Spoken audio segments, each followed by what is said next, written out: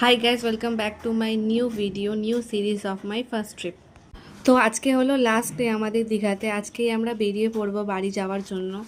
ফার্স্টেই সকাল সকাল উঠে আমরা বেরিয়ে পড়েছিলাম জগন্নাথ মন্দির যাওয়ার জন্য। জগন্নাথ মন্দিরে আমি কোনো ক্লিপস নিতে পারিনি, বিকজ ওখানে আমরা ফোন নিয়ে যাইনি। বাট সত্যি জগন্নাথ মন্দিরটা খুবই সুন্দর বানিয়েছে আর খুবই ভালো বানিয়েছে। জগন্নাথ মন্দিরে তো এখনও সেইভাবে পুজো দেওয়া অ্যালাও হয়নি। আমরা খালি গেছি, ওখানে গিয়ে নমস্কার করে চলে এসেছি।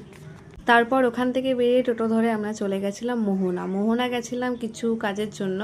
আর মোহনায় গিয়ে ওখানেও একটু বিচের সামনে গেছিলাম, আর ওখানেও কিছুক্ষণ সময় কাটিয়ে তারপরে আমরা চলে এসেছিলাম বাস স্ট্যান্ডে, যেখান থেকে আমরা বাস ধরে রিটার্ন আসবো।